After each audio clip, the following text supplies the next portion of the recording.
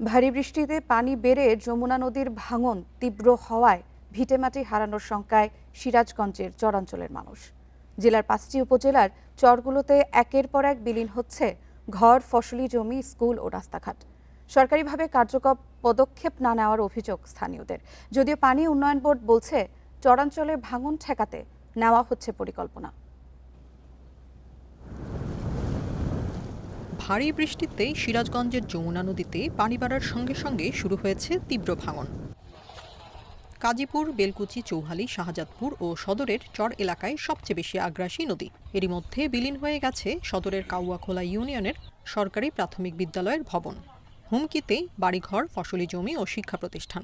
আতঙ্কে ঘর সরিয়ে নিতে বাধ্য হচ্ছেন অনেকেই। বাড়ি নিয়ে তো গয়টাও যাইতেছি, 8বার ভাঙছি, এইবারের মাথায় 9বারের মাথায় মানে যাইতেছি। জায়গা জায়গা থাকছি, জায়গা জায়গাতে মানে হয়ে গেছে। আমার বাড়ি আসলে ওই দিকে পূর্বে সাইডে বহু দূরে বুঝছেন। এইভাবে ভেঙে দেখতে আসি এখন ইমারও থাকে। এখানে যদি ভাঙন থাকে তাহলে হাজার হাজার মানুষ শুধু খালি দুঃখিত না, তাদের গর্বের সব শেষ, আরও শেষ হয়ে যাবে, কিচ্ছু থাকবে না।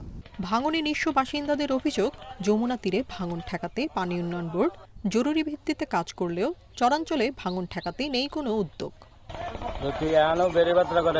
অনেক বাড়ি আছে, বাড়িগুলো বাঁচত, খোলাগুলো বাঁচত, সামনের খোলাগুলো আবাদ করে খাওয়া যেত। থাকমু কোনে থাকুনা বাসাও নাই, তাহলে মনে করেন যে বেরি পাত্র দিয়া দিলে আমরা আল্লাহ সহযোগিতা পাবো। তবে কর্মকর্তারা বলছেন, চরের বাজার ও শিক্ষা প্রতিষ্ঠানকে ভাঙনের কবল থেকে রক্ষায় নেওয়া হচ্ছে বিভিন্ন পরিকল্পনা। চৌহালিতে কয়েকটা জায়গায় ক্ষতিগ্রস্ত হয়েছিল, আমরা সেগুলো মেরামত করছি এবং করতেছি, চলমান আছে কাজ। আর এর বাইরেও আমরা সার্ভে করতেছি, এই জায়গাগুলো ভাঙন হচ্ছে, আমরা এই জায়গাগুলো অবজারভেশনে রাখছি এবং সার্ভিসের প্রতিনিধি যোগাযোগ করতেছি এবং স্থায়ী কোনো কাজের এটা অন্তর্ভুক্ত করা যায় কিনা। জেলার বেলকুচি, চৌহালি, শাহজাদপুর, কাজীপুর এবং সদরের 23টি ইউনিয়ন যমুনা নদীর চর এলাকায় হওয়ায় ভিটেমাটি রক্ষায় স্থায়ী বাঁধের দাবি স্থানীয়দের।